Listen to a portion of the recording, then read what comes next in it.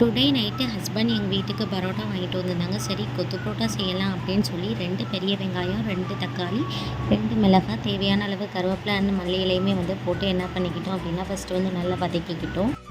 இது கூடவே 3 முட்டையை நல்லா பீட் பண்ணி என்ன பண்ணிக்கோங்க அப்படின்னா சேர்த்துக்கோங்க. தேவையான அளவு உப்பு போட்டு முட்டை தனித்தனியாக பிரிஞ்சு வர அளவுக்கு என்ன பண்ணுங்கள் அப்படின்னா நல்லா வதக்கிக்கோங்க. முட்டையுமே தனித்தனியாக பிரிஞ்சு வந்ததும் 1 கரண்டி வத்தத்தூள், 1 கரண்டி மல்லித்தூள், 1 டீஸ்பூன் கரம் மசாலா, 1/2 டீஸ்பூன் மஞ்சள்தூள் ஆட் பண்ணிவிட்டு புரோட்டாவையுமே ஆட் பண்ணி நல்லா என்ன பண்ணுங்க அப்படின்னா மிக்ஸ் பண்ணிக்கோங்க. இது கூடவே புரோட்டாவில் கிடைச்ச சால்லாம் கொஞ்சமாக ஆட் பண்ணிக்கோங்க. ஃபுல்லாக ஆட் பண்ண வேண்டாம்.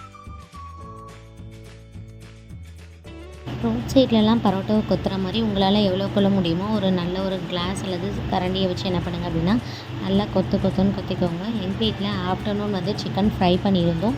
அந்த சிக்கன் ஃப்ரையுமே நாங்கள் இதில் சேர்த்துக்கிட்டு லாஸ்ட்டில் மல்லி இலை போட்டு என்ன பண்ணிக்கிட்டோம் அப்படின்னா இறக்கிக்கிட்டோம். சூடோடி சாப்பிட்றலாம் அப்படின்னு சொல்லி நாங்கள் சாப்பிடவும் வந்தாச்சு. சாப்பிட்டு முடிச்சுட்டு தோசை கொஞ்சம் ஊற போடலாம் அப்படின்னு சொல்லி அரிசி உளுந்து எல்லாமே ஊற போட்டிருந்தோம். உளுந்தை நீங்கள் நல்லா கழுவிட்டு நீங்கள் நல்லா தண்ணி ஊற்றி என்ன பண்ணுங்கள் அப்படின்னா ஃப்ரிட்ஜில் வச்சு ஆட்டுங்க. நல்லா உளுந்து பொங்கி வரும். நாளைக்கு நெக்ஸ்ட் வீடியோவில் பார்க்கலாம். மறக்காமல் நம்மளுடைய சேனலை சப்ஸ்கிரைப் பண்ணிக்கோங்க.